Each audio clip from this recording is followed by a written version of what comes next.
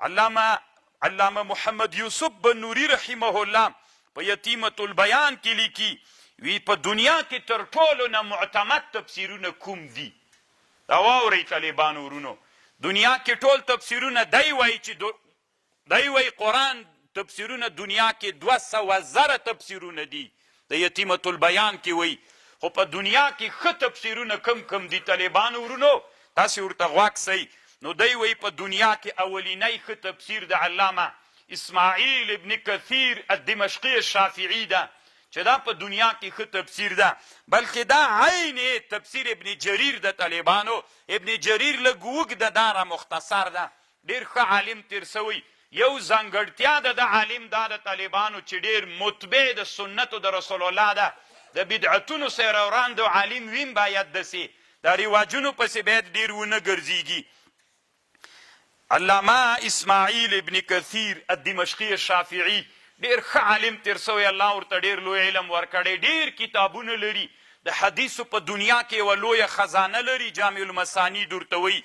ما سره شته طالبانو په لسګونو زره احادیث په دې کتاب کې دي چې دا د دنیا د احادیثو لویه خزانه ده.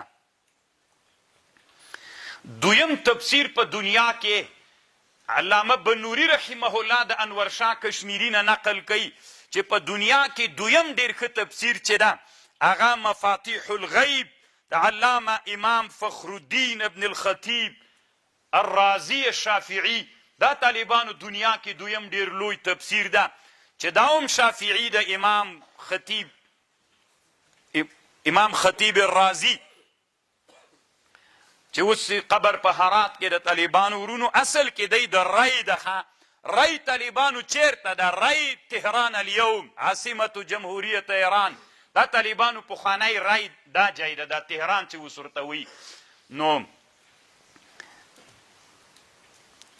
انور شاه کشمیری وایي، دلته امام سیوطي نقل کوي، د یو چا نه یې نقل کړی وي په تفسیر د امام رازي کې هر څه سته، خو یو تفسیر نسته پکې. هر څه د امام رازي په تفسیر کې سته، خو څوک نسته پکې، تفسیر نسته. نو انور شاه کشمیری رد کړی وي، دا غلطه خبر ده. دی تفسیر دې ته وایي چې منقولات وي، که نه هغه خو کالکبریت الاحمر داسې ده، دا غلطه خبر ده. دی وایي هو حث عن قدره الجلیل ومنزلته السامية ولعل قوله من غلبت عليه سرد الروايات فقط من غیر ذکر لطائف القرآن وعلومه. دا هغه تفسیر ده په دنیا کې چې د کتاب له علومو نه ډک ده، او ظلم مونږ دا ورسره کوو امام رازي رحمه الله سره چې د ده تفسیر ته مو خدا زه مهمه بلم طالبانو ورونه دغسې هېڅ فایده نه کوي.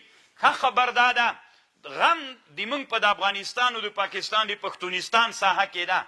دلته مشکل دا ده چې علما بیچارهګان داسې شیانو باندې مصروف دي. بیا زه راتلونکې ورځو کې د احیاء العلوم نه درته خبر کوم چې په عباسیاتو مصروف یو. طالبانو الله دې وکړي چې د موږ د امارت ته الله دوام و بقا نصیب کړي، او موږ ته تخصصات فی تفسیر څانګې جوړې کړي چې طالب مو له مدرسې نه خلاص سي، له لویه دورې نه، نو دا عزتي اسمان ته خولۍ اچوي لکه چې خلاص وم. خلاص نه ده، دی چې شپږ کاله تخصص فی تفسیر وکړي، نو دی به جامعې ته داسې یو څوک راوځي چې ټول تفسیري کبیر به یې کتلی، نو هغه چې دی وګوري ملغلره به ترې جوړي. طالبانو هر سړی به یې په ګوته کوي. نن موږ متخصصین فی تفسیر، دکتورا فی تفسیر، تخصص فی تفسیر لرونه، حتی فکریه مو داسې وله چې د قرآن تفسیر مه کوئ، پنجپیریان در نه جوړیږي.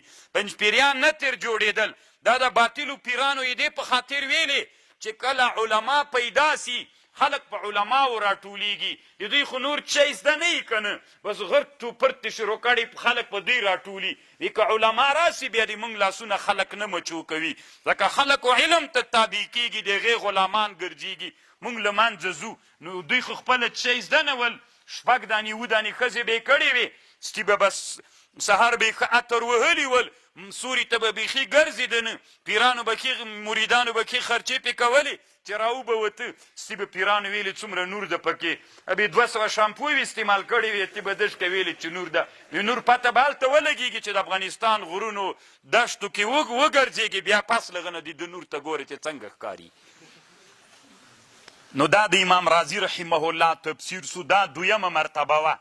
دی وایي دریم تفسیر چې په دنیا کې ډېر ښه تفسیر ده هغه د علامه شهاب الدین مفتی بغداد سید محمود آلوسی الحنفی نابغة قرآن د 14 قرن د قرآن لوی نابغه امام شهاب الدین الآلوسی البغدادي. طالبانو ورونو د علم کې د علما نه دي، د علم مخه ډېر علما نیسي. تاسې دې په دې خبر یئ کله چې اوبه پټم کوي خاوره ورته واچوي، د علم مخه چې نیسي علما یې نیسي، خوند نه ورکوي د حسد دی وجه نه چې علم مخ ته لاړ شي، خپله یې وسه نه کېږي، بل بلدوزر چې ورته راسي نو هغه پرېږدي دوی نه. نو دا طالبانو کله دی وی کله وی شافعي ده کله وی حنفي نه ده، دوی بېچارهګانو کتلی چېرته د طالبانو. ومما انعم الله علی ټول تفسیر چې منځ کې هر ځای راواړی طالبانو سره خطونه شته پکې د لیکلو. نو طالبانو چې ته یې وګورې بیا تا ته پته لګېږي دغسې ته څه خبرې وروسته یوه خبر بیا درته کومم. الله عز وجل دې د موږ په حال باندې رحم وکړي. دی څه وایي انورشاه کشمیري وی زه داسې وایم چې روح المانی داسې ده لکه د بخاري دپاره فتح الباري غوندې. فتح الباري د بخاري هغه شرحه ده چې د بخاري ټول ابن خلدون لیکلی دي. وایي په اسلامي امت باندې دا یو قرض و دین ده چې د بخاري حق ادا کی که نه، چې د بخاري حق ادا کی. کله چې ابن حجر رحمه الله شرحه وکړه فتح الباري نو امام سخاوي خو د ده شاګرد دغه ویلې که ابن خلدون وای او فتح الباري یې کتلی وای خپله به یې ویلي و چې د امت غاړه خلاصه سوله چې فتح الباري غوندې شرح الله عز وجل د علام ابن الحجر عسقلاني شافعي رحمه الله نه 20 کلونو کې طالبانو دا شرحه جوړه کړله. نن علما وایي کومه پښتو شرح به بخاري نه یې راوتلي، دې ته خوشحاله دي ولې هغه د څه دپاره جوړ ده ځکه مو علوم داسې کمزوري دي. او الله دې موږ په حال رحم وکړي. صرف دومره وایي دی چې فتح الباري خو د الله د نبي د کلام چې بخاري د دغه حق ادا که سیده د غمره لوی شان علامه شهاب الدین آلوسی هم کړی ده، خو د الله د کلام حق ادا کېدلی نسي ځکه د الله کلام ده. خو بیا هم طالبانو یو له هغو کتابونو نه چې الله دې سړي ته ډېر لوی علم ورکړی دی. دوام او درې دوه خو شافعیانو امام رازي و امام هغه ابن کثیر، او دا بل حنفي ده دی که نه تفسیر روح المانی ولا، او څلورم بل هغه تفسیر چې الله عز وجل دی د ده تفسیرم د علم له لحاظه ډېر لوی تفسیر ده چې دی وایي دا تفسیر د علامه ابو سعود العماوي الحنفي. دې ته طالبانو د دې تفسیر اصلي نوم ارشاد عقل السلیم الى مزایای کتاب الله الکریم. ډېر ښه تفسیر د طالبانو له ما سره سته، دې ته تفسیر د ابو سعود وایي، دا حنفي ده دا سړی. دی وایي انورشاه کشمیري وایي دی د جارالله زمخشري دا هم اصل کې د بلاغت تفسیر ده. دی وایي د جارالله زمخشري له تفسیر نه دا ښه کتاب ده ځکه دې کې ډېرې فایدې سته په نسبت سره، ځکه هغه زوی مړی څه ده جارالله زمخشري داسې نادرې کوي په نحوه کې په سړي باندې څوک تېروي اعتزال تیری نن ورته متوجه سي. الحمدلله کې دی وی الف لام استغراقي نه صحیح کېږي، نو چې صحیح نه سو طالبانو زوی مړی ده مونږ پوه نه یو، نو هغوی وایي چې دا استغراق نه صحیح کېږي، هلته یو اعتزالي خبره کوي بیا هم پوه کوم. نو دا څلور د قرآن ډېر ښه تفسیرونه دي. دی وایي طالبانو ورونو علامه بنوري صاحب وایي که یو بله مرزیات کې د نن عصر وي دا به هم ډېره بده نه چې الله عز وجل دې سړي ته د قرآن ډېر درد نصیب کړی ده. علامه جوهري الطنطاوي المصري چې الحمدلله طالبانو دا د ځان دپاره یو انعام بلم چې تیر کال مونږ ترجمه کې په دې ډېر تمرکز کړی او الحمدلله د افغانستان علماو کې مې یو حس را ژوندی کړي چې دا تفسیر اوس علماو ډېره مینه ورسره پیدا سوې ده. یو دا تفسیر د ښودلی ده فلیزم الیه تفسیر جواهر القرآن لشیخ الجوهري الطنطاوي المصري چې دا هم یو له ډېرو ښه تفسیرونو نه ده. او دی وایي په یو ډېر عجیب طرز باندې د نن عصر په مسائلو باندې چې یو بل تفسیر هم له دې سره وایي ضم سي، هغه تفسیر المنار ده د علامه سید رشید رضا المرحوم، چې دې ته تفسیر منار وایي. د ما سره شته طالبانو ورونو، دا هم ډېر ښه تفسیر ده. اکثره موضوعات د حکومت و د سیاست په بحث باندې د قرآن دا یو ډېر ښه علمي کتاب ده. خو طالبانو زه به یو بل هم ووایمه، ده خو هغه نه د ذکر کړی. د اسلامي امت یو لوی مجاهد عالم شهید علامه سید قطب رحمه الله، د ده تفسیر فی ظلال القرآن دا هم ډېر ښه تفسیر ده. خو داسې وي طالبانو ورونو چې که دې تاسې دا علمي سطحه لږ لوړه ولئ، نو ما به دلته تاسې ته د هغه تفسیر نه سکلې بحث کړی وای. خو چونکې نوي نوي طالبان ترجمې ته راځي، که ځوان و طالبانو الله به داسې وخت راولي که نه د هغه تفسیر ځکه ډېر مناسب د اوس عصر دپاره، لکه موږ ملایان د سیاستولۍ په ګدۍ باندې القرآن د علامه سید قطب د هغه تفسیر د طالبانو ورونو چې د سعودي حکومت کې بند ملیان یې نسي کتلی، خرڅولی یې نسي، ځکه طالبانو انقلابي کتاب ده. اخوان المسلمین یو اسلامي تنظیم تیر سوی، طالبانو ډېر مبارز او ډېر ویښ خلک دي مشران یې، نو دا هغه سړي جوړ کړی تفسیر ده. ما سره شته د طالبانو په اسانه پیدا کیږي فی ظلال القرآن علامه سید قطب، چې دا د اسلامي امت یو څو ملګري علما تیر سوي طالبانو سید قطب ده.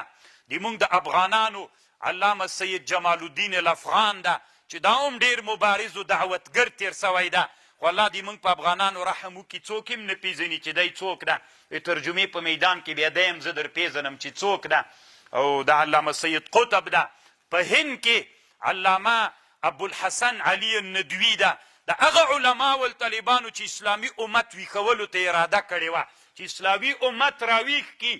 نن چې په اسلامي دنیا کې د جهاد تنظیمونه خپاره دي، دا ټول طالبانو چې جهاد فکر مړ سوی و، دغه انسانانو د جهاد شعلې بلې کړي دي.